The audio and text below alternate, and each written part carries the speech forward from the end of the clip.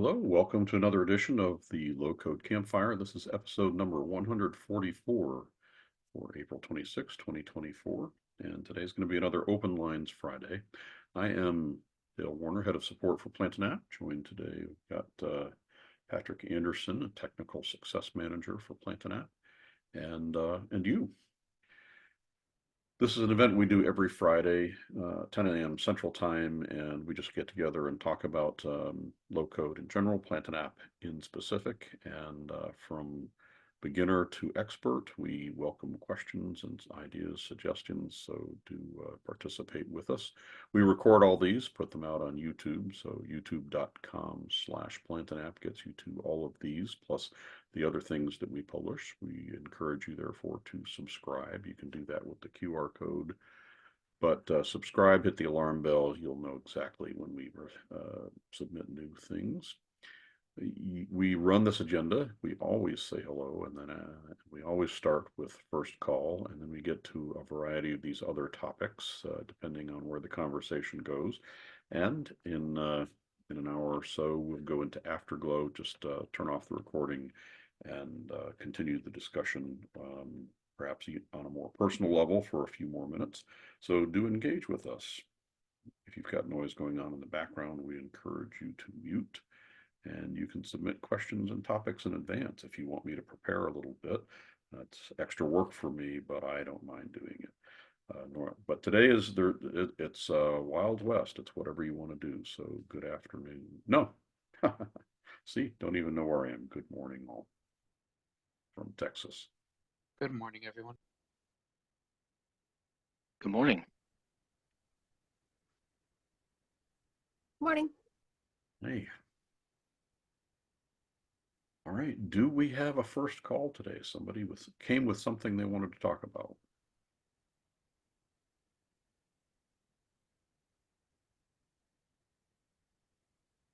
This is the spot where I say, don't be shy.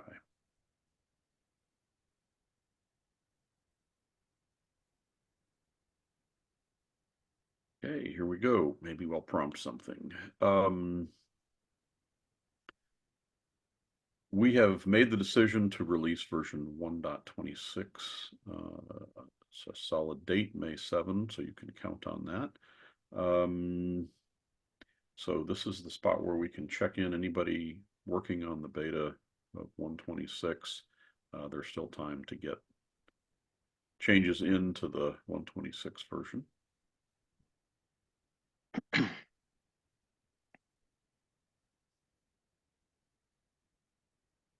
Just a back and forth with the product team a little bit. Patrick and I serve on the product team, and as far as I know, it's going very well. We've encountered a few things. We're trying to make the update experience as seamless as possible, going from one version to the next, and we're seeing that. Part of that is that we're trying to be more uniform, so everyone goes from everyone will install the version 1.25 hotfixes and then advance into the new version. So by doing it that way, everyone is following the same path. So we're seeing more stability in that area.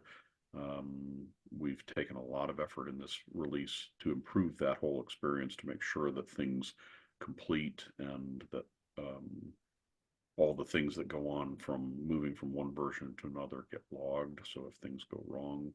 So Patrick, anything you have to add about the stability or features that are coming in 126?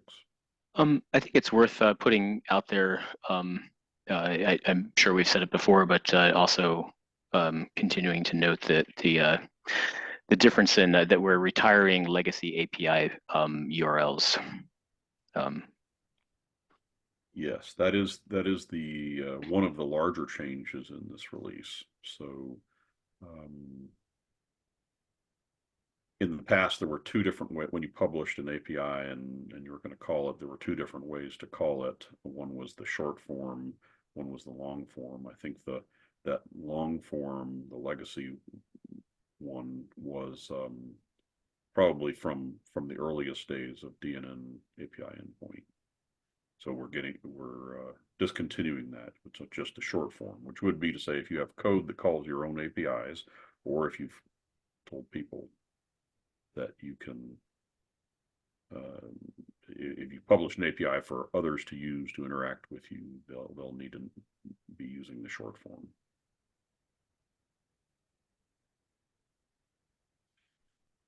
Then you can always listen and play back if you have to step away. And it's yeah. So yes, and so that was a lot. We put a lot of effort into that. One of the differences that you'll notice too is that in the past, this was a module that could be dropped on a page, so you could have lots of different DNN API endpoint modules, and things were divided up by that. So APIs that you created in one were just visible in that one, even though they all ran on the same system. But as a general rule, we're moving away from the straightforward module where it makes sense. And so we did this with automation, where it's a library, it's incorporated into the product as a whole, not it's not where you drop the it's not something that you can place on any page. It's part of our configuration menu, and the API endpoint is now that way as well. So people who are using a more complex setup of APIs might encounter some differences, but it's designed to all continue to run. All right. Nothing in beta. Anyone have any plans on how you're going to approach the release? I used to be a wait and see guy. I never wanted to be on the bleeding edge of things because I was always concerned, well, it's going to break. Something that I won't know about will break. And I'm not just Plant an app, just any software. It's running, so why should I change anything? Then there's the other camp. I want all the cool features, so I'm going to do it. So any thoughts on where you stand in those spectrum? I may update it because something, if I get too far behind, it's going to be a nightmare to update it. So I try to keep up with it. That's exactly the cost that comes with not updating that.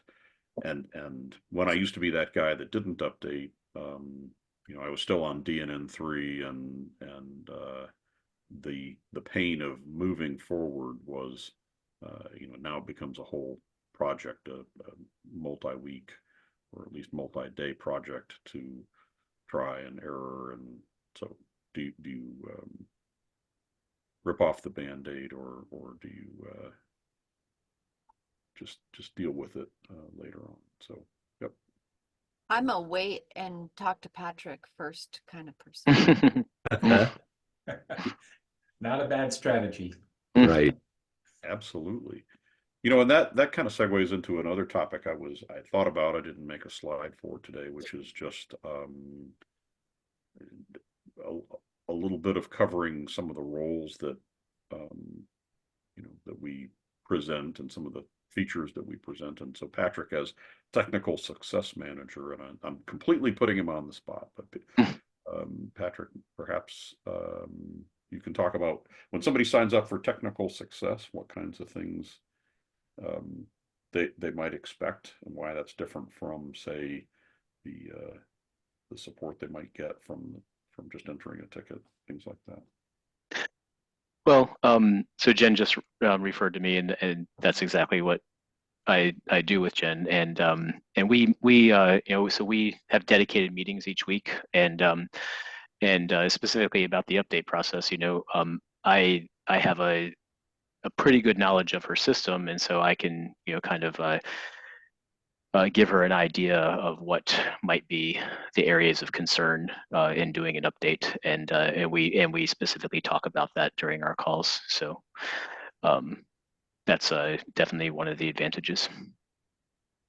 So it's kind of a deeper relationship. You have Yes. fewer clients to deal with, but more direct knowledge and maybe Well, an and understanding. I can't say enough about how just a, wow, just a lifesaver that Patrick has been, but also, just that program to have a dedicated technical success manager, because especially in the beginning, I didn't even have my assistant yet. So it was just me. And for any kind of association or company who, I mean, it was almost like having half a person again, just the time he saved and his knowledge of the system. And yeah, it's awesome. And I'd highly recommend people take advantage of that, of your guys' program, because it's been amazing. Well, thank you. I agree. That's my my impression of that program as well. Guiding people through the process and not getting hung up on, and I see some of this. So to a shallower, I'm a shallow person, right? To a shallower degree on support, you get the questions. Well, should I do this? Well, no. Maybe there's something you didn't know about, and we should have you thought of that. But to be able to go at a deeper level, that's what the value of that program is. And also, I suspect it's a little bit on call, right? You have your normal weekly hours, but if things go sideways, I suspect Patrick jumps in to help. Yeah, that's correct. So then other services that go on, if you haven't seen it, we have the open, let's see, what is it? Office hours on our community, planetapp.com. There is a live help, we call it office hours or live help, but you can click in here and sign up, and at least once a week we offer an hour of just unstructured time, and normally you get Patrick, not always, but that's just a spot where you can come in and say, I've got this issue, and then we can dive in, and it's semi-private. Most of the time I think it's correct, it's just one or two people that sign up at a time. That's correct. Yeah. And yeah, don't let me get too comfortable with just assuming that nobody's going to be there, because so Yeah. and this week turned out that way. So there were two people this week with Good. yeah. And we still Don, record those for and post them yes, depending on privacy needs. right. Yeah. So yeah, the recordings are there definitely. I actually did stop the recording this week at the request of the participant, which is fine, because he said he was going to be sharing some sensitive data on the screen. So yeah, no problem stopping the recording if you need to do that too. Yeah, but we again try in general we want to post them as part of what we get out of providing a free service, is to expand the knowledge base of what's out there on video and explaining things and like that. So then, of course, there's the community portal itself with the forum, and we have some things that are posted out here from clients this week. But the community portal, that gets us to it's the support staff, the technical success manager staff all look at this, but then other users, and I'm amazed at how often you guys donate your time to answering some questions or providing some direction. So very, very useful on that, and that's another choice. And then, of course, support, and hopefully the time we invest in answering your questions is worthwhile.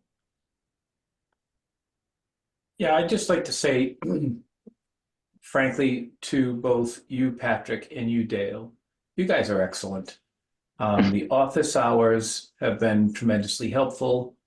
Dale, your response time has been phenomenal. Your willingness to jump in and help figure things out and diagnose has been frankly a lifesaver, and I really appreciate it. So thank you guys. Thank I'm you. right there with you. I appreciate Thank you. all of the help. It's been great.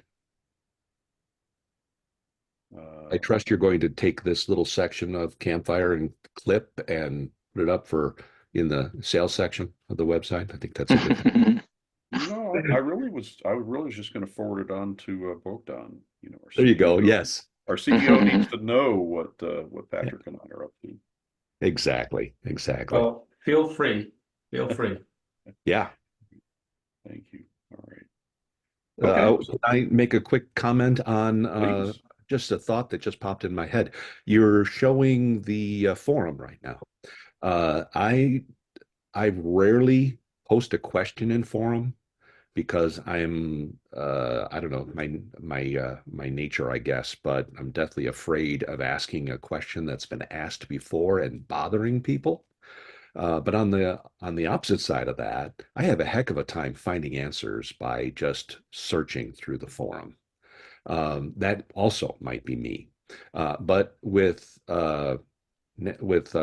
large language models these days, is it possible to put in effect, a Bazinga front end to the forum so that I can ask the forum and then give me a natural language response back based on having, it study the forum data so Mhm. that I'm not searching and reading 20 different things and none of them apply. Um, so the answer is yes. Behind the scenes, and I've talked about this at least once before, but behind the scenes, we do have a Bazinga, which is our internal AI, um, the code name for our internal AI product. Um, it's not internal, we're selling it, but um, we have a model that's paying attention to both the tickets that you enter, support tickets, and the community forum, and I don't know, perhaps other sources. And um, so the idea is that there's really a couple of different things, but one of the things, and I'm sure some of you have gotten answers that look very much like they've written by AI instead of my style. We're using them every time you do a ticket, it's generating an AI response, and um, that either prompts me to with a direction if it knows, or if it's a spot on answer, I'll just hit 5-star answer and hit send. But so what I'm hearing is you might like that to be available as just something that you can browse to. Exactly. Yeah. Okay. Well, there again, we will forward that request to this whole episode. Bogdan just needs to listen to. We have a chat widget for Bazinga so that you can open up a chat and have it talk to you, and so we could enable that. Um, until we, I think our thinking up till this point was we're trying to make sure the answers are quality, and most of the time they are, but sometimes they'll send you off into an unusual direction, an incorrect direction, and so I want to make sure, at least if you understand that they're from AI, that they're not always going to be correct, right? So that's kind of the balance of trying the vote against publishing just a direct one. Yeah, I would put that disclaimer right at the top, but then provide it because I don't give the correct answers all the time either. But at least an answer from you or from Patrick, or even, one of the, if I find a response in the forums, it gives me a clue.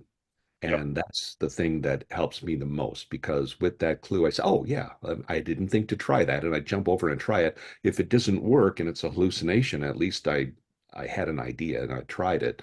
Um, the thing Patrick and I worked on, there was somebody else on the thing as well on the open office hours the other day, was the make a list out of CSV, which doesn't the make a list out of SQL has a checkbox that says clear out the list variable, the output list variable, Yes.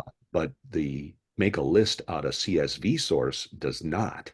And that was causing my problem. I was looping and it kept on keeping the first iteration of the list and keeps appending to the list, which blew the system up. But Patrick suggested just drop in a make a list out of SQL, specify the same list output variable, and check the box that says clear it just before I do the thing with CSV, which that's the mechanism to clear it. Who would have thought to do that? But it's perfect. So suggestions like that pop up. If I read it, I'd save you folks some time and I would know it immediately. So I'm a big fan of letting me talk to Jarvis. Mm. So now I am going to put Patrick on the spot. What's the ticket number for that issue, Patrick? Oops, sorry. It's hold on a second. It's No. It's Seriously the next though, one.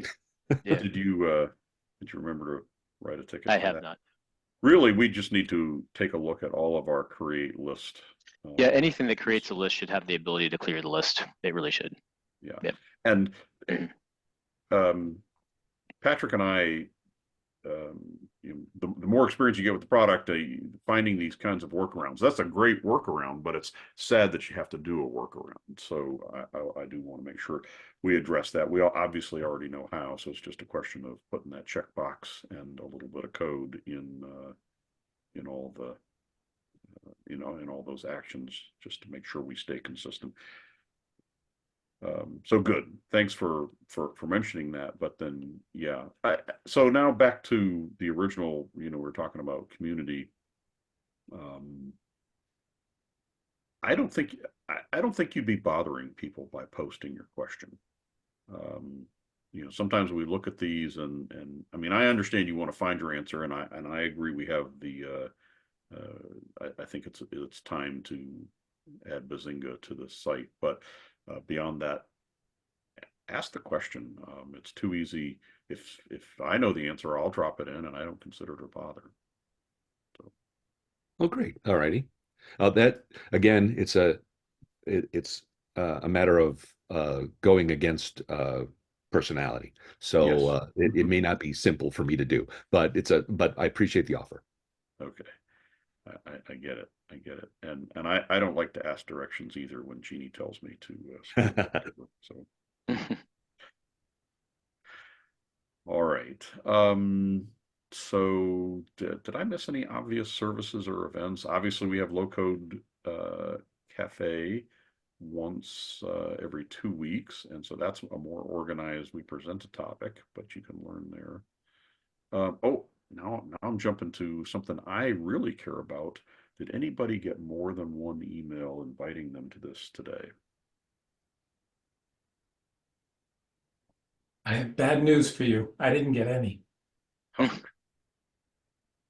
Or maybe that was intentional. I don't know. No, I do want to track that down because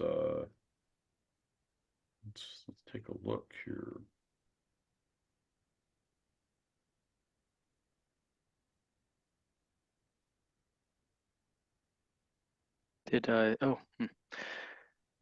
When you said that, I went to check my email, and I unfortunately see that I have an email from Mark saying that he was trying to join on his iPhone, and when he clicks the link, he's being prompted for a passcode.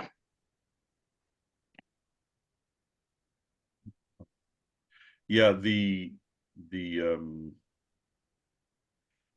says click to join, but unfortunately, I'll tell you what, for Mark, I'm going to send it to him right now. So through GoTo. No, when replying to his email, I'll send him a link with that has the password parameter in it.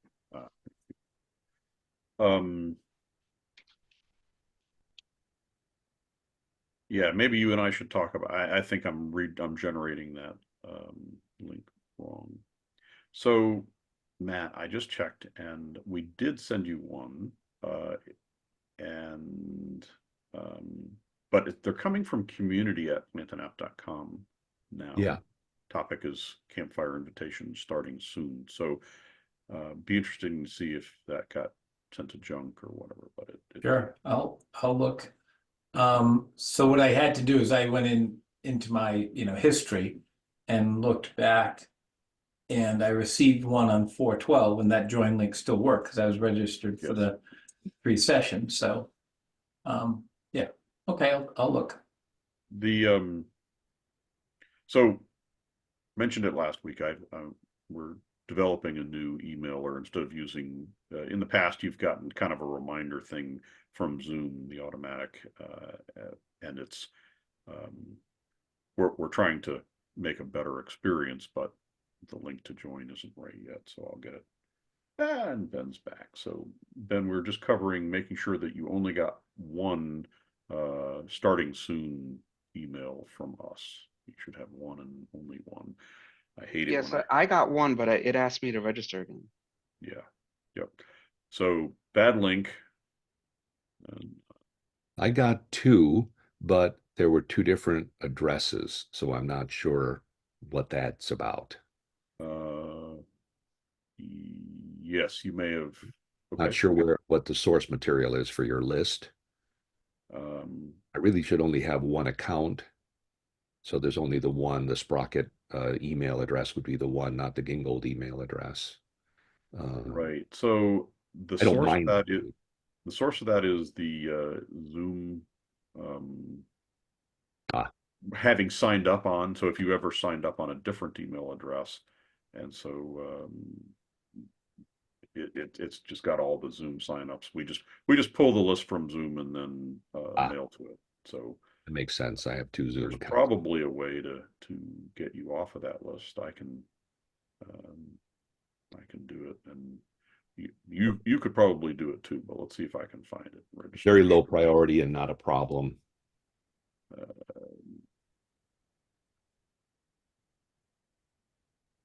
Yes, you're signed up twice, so I will cancel your registration for the second one. That should clear it up. Yeah, I can't. I'm looking through all my junk email and so on and so forth, and I'm not seeing one. When should I have received it? It went out today at 20 minutes before the hour. I'll follow up and send you one privately and make sure that it goes out and see if we can figure out what happened. Okay. Okay, this has not been a very technical one yet. We're just talking housekeeping here, right? But let's see, what else do we have? So then we started off on beta, open topic. We can still do first call. I'm open. Anybody? Well, I have a quick question. Yes, sir. As we're all aware, I'm doing an evoke to platform migration. So I'm finally getting up to version 1.2.5. I'm migrating over or copying over a lot of core applications that I've created because I put them on all of my sites. And one of them has a drop-down list that uses the portal pages data source.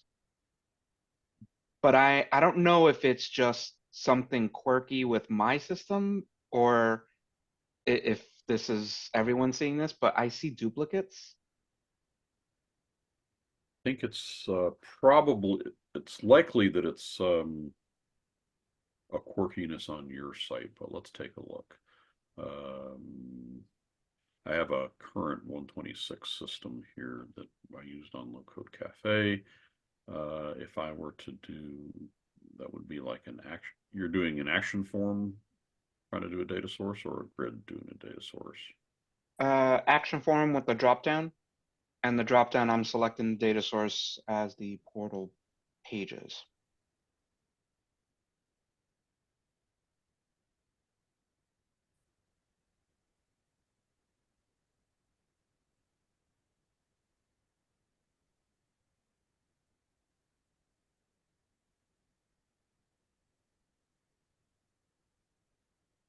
So you're seeing multiple of portal pages.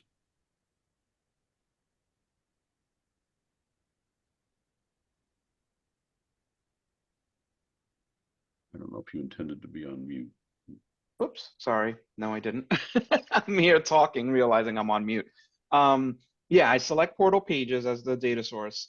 And then when it runs, the drop-down list that it generates shows Oh. the pages in the hierarchy, but it's almost like every parent page shows up again underneath the hierarchy after the hierarchy ends. And like it starts the hierarchy again at that level. So it's like it's duplicating the hierarchies over, and it's so hard to explain because I was looking at it, I was like, why does this look funky to me? And I wasn't sure if I was, like I said, it was my system that's quirky or something that I don't know that I have to do to fix it. Well, let's take a look. If we add a form to a page. See, I started out just, I thought it was cosmetic, and now we really have to build a reproduction. So I don't know that I've used that data source.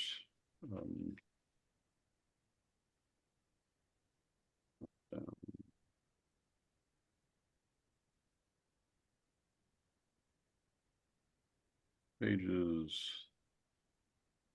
That's really all we need.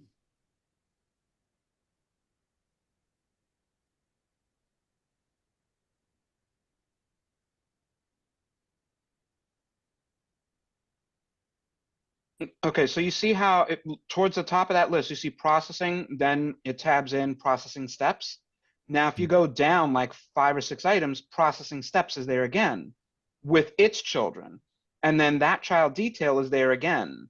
So it's like every hierarchy level restarts. Okay.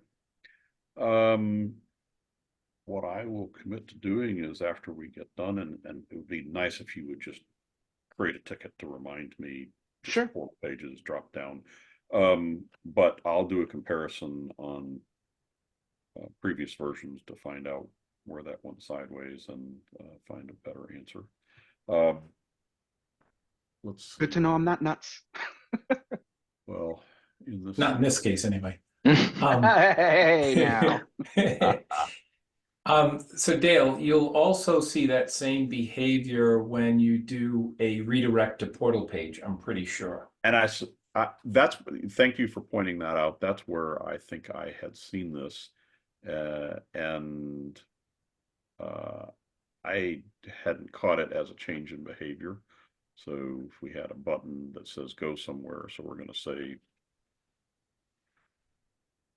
redirect to portal page, and we look at the page list, we see that that same thing. And I thought this was intended behavior. By the time I saw it, I just said, okay, yeah, it's providing different ways to get to this. But if it's we'll track down whether it's a change in behavior. And assuming that it is, Ben, that's what you're telling me, right? This was completely different than what you see on a version 118, for example.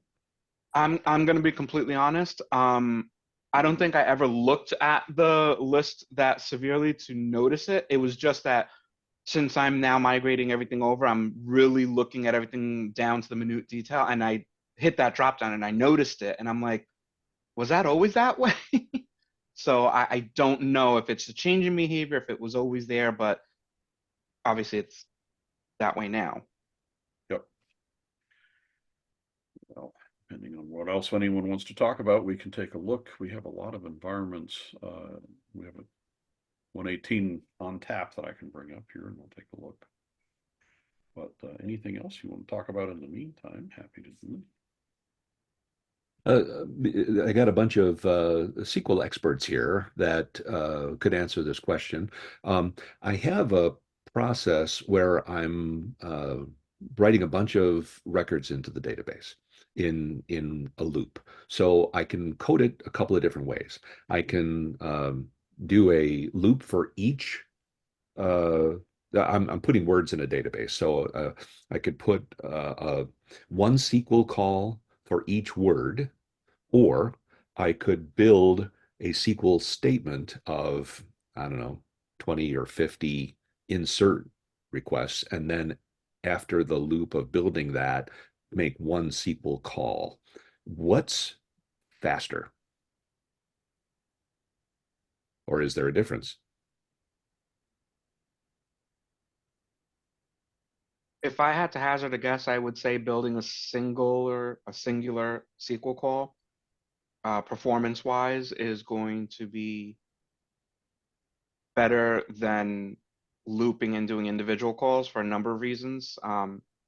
But basically, it's number one, the network traffic. Every single SQL call is going to be a separate call. So depending on the speed of your network, if there's data collisions or whatever, you're going to slow down.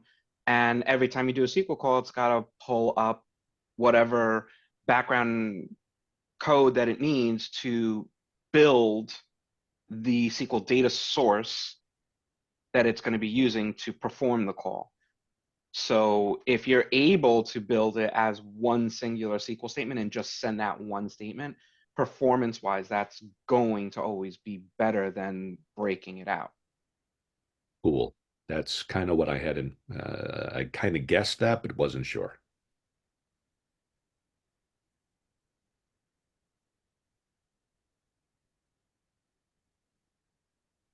Yeah, thanks for that. No problem. That helps as well, because then for testing purposes, while I'm developing it, I could build that SQL thing. And at the end, instead of calling SQL, I could just dump out the SQL statement that I made to verify it, that I did it right. Now, excuse me. If this is, you said it's just a list of words. Yes. So what you might want to do, instead of doing an insert with multiple value commands or multiple inserts or anything like that, you could make it a little bit more time saving code wise, and whatnot. If you take those words, put it into a delimited string, and then split that using a select statement, and that select statement feeds into an insert statement. Mm-hmm.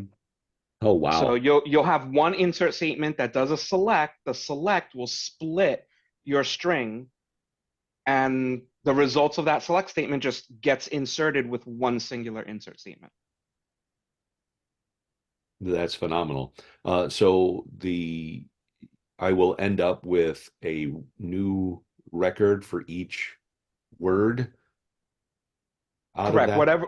So like your select, let's say for argument's sake, again, I always use the built-in string splitter that DNN installs for you. So if you were to do select row value from dbo dot convert string to list parenthesis quote comma quote, which is your delimiter, comma then the string list that you have that's comma delimited or whatever delimiter you use, and end that quote.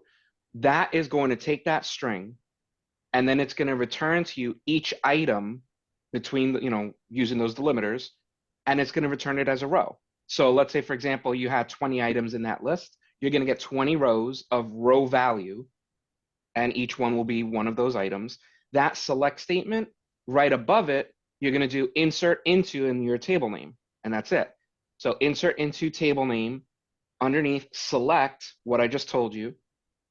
All of those rows then get put into that table. Now, of course, you have to make sure that you follow the same table structure that the table has. So if the table only has one field, that will work fine. But if there are other fields, you have to make sure that you supply every field necessary to build each row. But Right. that So select statement alone will do it. that's the beauty of it, because for each one of those rows, the other fields in the row are the same for each word in the paragraph. So I'm taking a paragraph. Right now I'm using, I wrote uh, uh, oh, what is it? Raptor script. Is that it? Raptor? No. Razor. Racer. Wow. Uh, age. I wrote a Razor script to do a split of the string, and that's where I'm using that CSV thing that we talked about earlier with Patrick, where I'm taking that, turning that into a CSV source, and I could just do that in SQL in the same call. So instead of this loop we're talking about, it now came down to one SQL call. Wow. Right, but you wouldn't need to do a Razor script to split No, I'm doing the Razor data. script now because I didn't know that I could do what you just told me I could do, which is Oh, great. I didn't know that SQL had a split function. well, what is it? SQL 2016 plus, I think, has a split function, 17, I but think, what, maybe. oh, is it 2017? Yeah, one, yeah. But what I'm talking about is available in all versions of DNN from, like, I want to say version 7 upward. There is a function they created, and you could find that if you just like if you're in the SMS, SSMS or Well, whatnot, or if you can look in at the functions, it's DBO dot, and like I said, I think it's if memory serves, because I just use well, IntelliSense so much. It's string to table. the question Convert first string. does he have an older or a current version of SQL? If he has split, that would be the recommended way to go from Got my it. perspective. And If I you have would, to support lots of environments and older DNNs, that'd be another story. yeah, this is the one I'm keeping up to date. It's a fairly common, fairly recent project. But I could check that to see It's what, all about the SQL servers, whether the SQL server is. yeah, I'm jumping in and looking at servers right now. Uh, database. Server SQL Server 2022.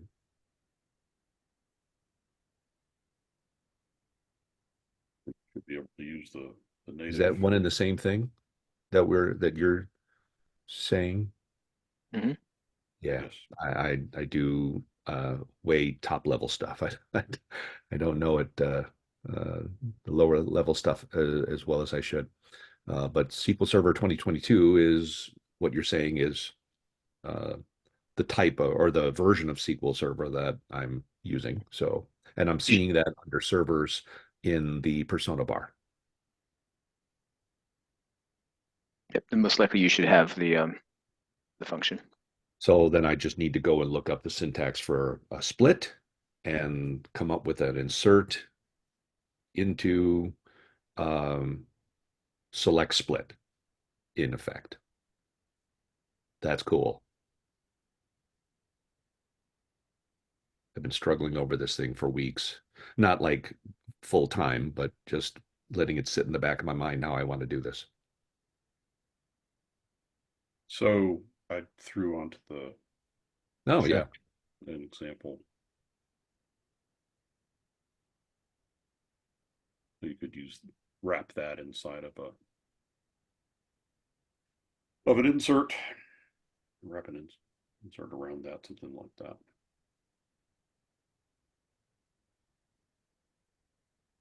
Well, that Functions again, you were like we talking were saying about. before about all the other stuff, this is a great lead. And I'll just do some digging as to how I can use a split to generate a whole bunch of inserts. And I'm sure that there'll be examples that I can find, but I had no idea to look there. So thank you very much for that. So Ben, the function that you were talking about would be if you had an early SQL server backing your DNN something before, let's say a SQL 2012, you'd have to, this function wouldn't be available, but the one that DNN provides would be available. Correct. I'm just a fan of using that function only because, I tend to share my code sometimes with a lot of people in the community. So in doing so, I don't have to worry about what SQL version they're using, because that function is going to exist in all DNN versions. So At least with that, I'm kind of safe. It brings me to another point, though, that over time we increase our version requirement for SQL Server and the product as a whole. And I'm just interested to see what we have it. This is on our compatibility page.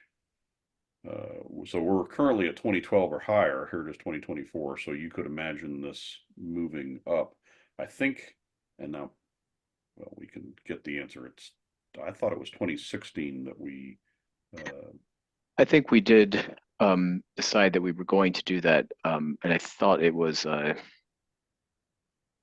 maybe going to be with the 126 release, but I haven't heard more about that. So.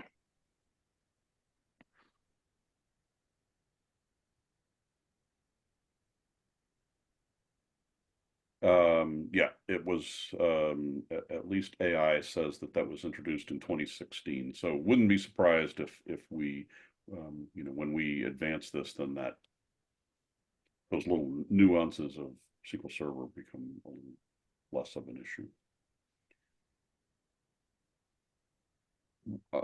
This kind of causes us some problems. It has in the past because we have developers that might be running a new version of SQL Server and they're writing some scripts and things work, and then we apply them on systems that don't have that higher version. So us publishing a minimum lets us know that we can write scripts that rely on things that are there in the product. I want to make a quick correction to something I said earlier. I was saying 2017 when Ben was talking about the string split, but it is 2016. I was confusing it with string ag, which is available in 2017 and higher. The nuances. Yeah, so string ag is a really handy function too that allows you to create delimited lists. So that's a really handy thing also, and but that's available in server 2017 and higher. Okay, new topic. Somebody else have something, or should I bring another?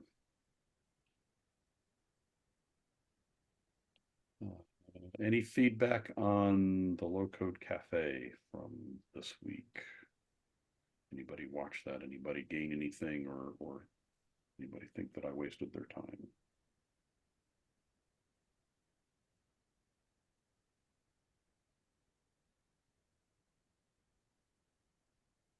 Didn't see it.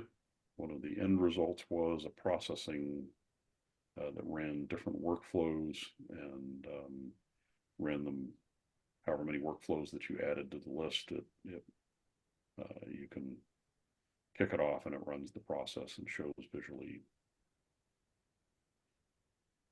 the work that it's doing. Dale, I watched it. I'm sorry. I said that I watched it and I thought it was very interesting. And I think I would apply some of the things that you did against making choosing a workflow or choosing a string of workflows available to a user that is not necessarily a designer of the system. Right. Absolutely. Dale, I watched it as well and thought it was very helpful because I've got several workflows that are pretty complex and can be used differently. Pieces of them can be used differently by different users. And then there's other workflows where I chain workflows together that, depending upon who calls it, under what circumstance, they may or may not need to use the whole thing. So yes, that was very valuable in that sense. One of the things that I checked, and I didn't think it was there, but I wanted to make sure, was I would like to be able to send a toast message back to the user at a stage in the workflow. In my case, say I'm importing data. So step 1, you've imported the users. Step 2, you've done this. Step 3, you've done this. Congratulations. Good, good, good, good, good. And then, oops, we got a problem right from the workflow, as opposed to right now, you only can call that from the form itself. But the overall concept was very good, and I will use it, I am sure, in the not too distant future. Well, good. I hope that when we do these, it adds value. So that that helps me as I face the next one, right? The attitude. But the thing that you mentioned, being able, essentially, that would the workflow. You're saying the workflow would be great if it could send a message to, in your case, you mentioned a toast message, but any kind of message to the user. And if it's running disconnected from the user, there's no easy way to do that. But you can build. So, for example, this that I'm displaying here is a variation of that, right? Because this is running completely disconnected from, and I could navigate away, and it continues to run. It's but yet we're seeing the progress, and so if you were to in your workflow write a message somewhere, it doesn't, I mean, into a database or wherever, and then have a way of that you present to users that retrieves messages, whether it's a message feature up in the status bar or something like that, so that they click in and view them. But it's not a built-in just push it to their screen. It's something that you would have to construct. Yeah, yes, and what I was hoping for was something I had missed, maybe a kind of a progress bar type update, but it's doesn't appear to be there.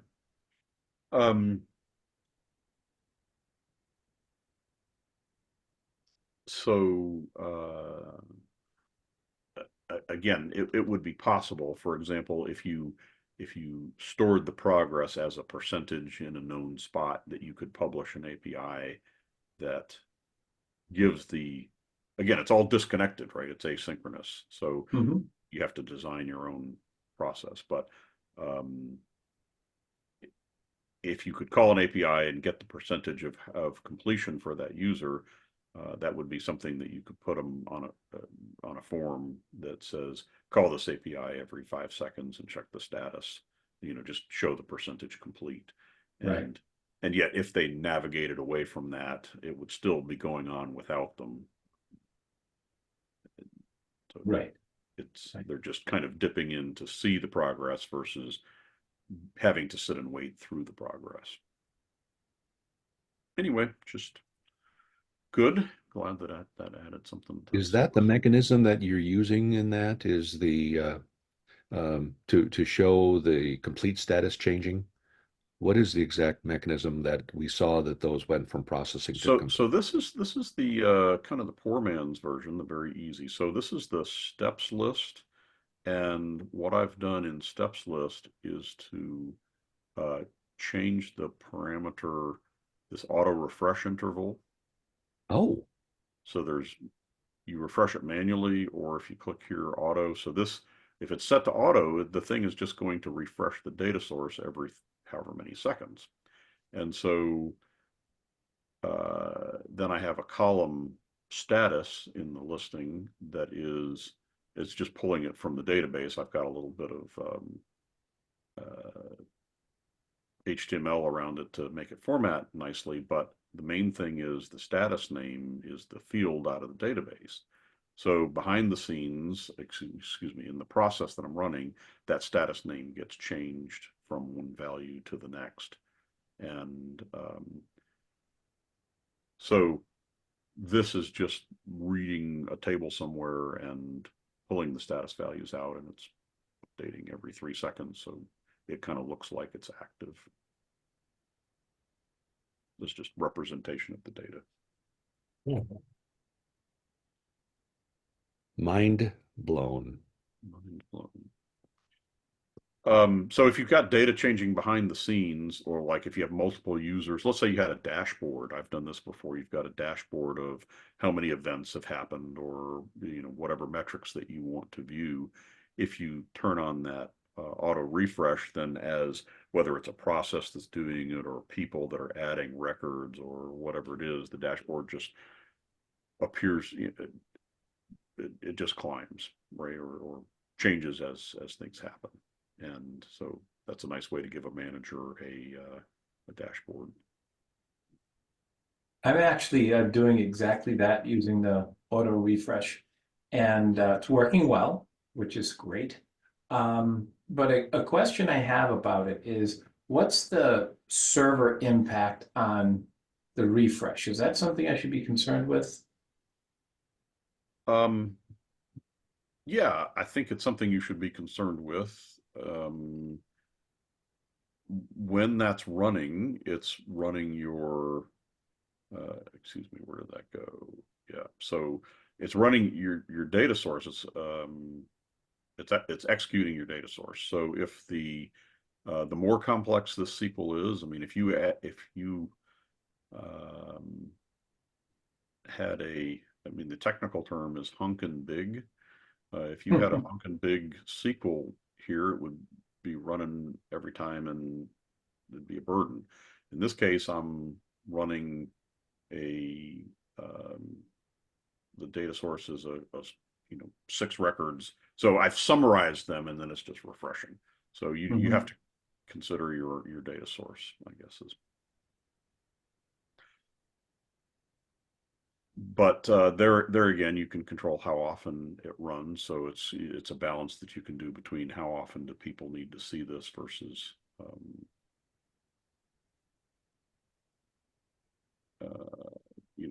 how fast. I mean, if it only needs to be refreshed every minute, if people aren't staring at it waiting for something to happen, you can slow it down. But then design in such a way it's more of a status reporting than running heavy duty SQL. Yeah, mine is something that the user is kind of staring at it because they're waiting for, they're waiting. This is like, what are those oven stuffer roasters? They're waiting for that thing to pop out. So that's kind of what's happening. So good. Okay. The only other prepared topic was one that I don't really have time for here, so I'll hold that over till next time. But we have 2 minutes if anybody wants to do a last minute question. While you're thinking about that, I'm just going to say we are going to adjourn into the Afterglow segment. It'll be unrecorded, and you can hang around for a few more minutes. Nothing else on the record? All right, and calling into it. Thank you for spending the hour with us. We'll be here again next week for Low Code Campfire. We'll talk about this or anything else you want to talk about. Thanks for joining and hang on for Afterglow. Thanks, everybody. Have a good weekend.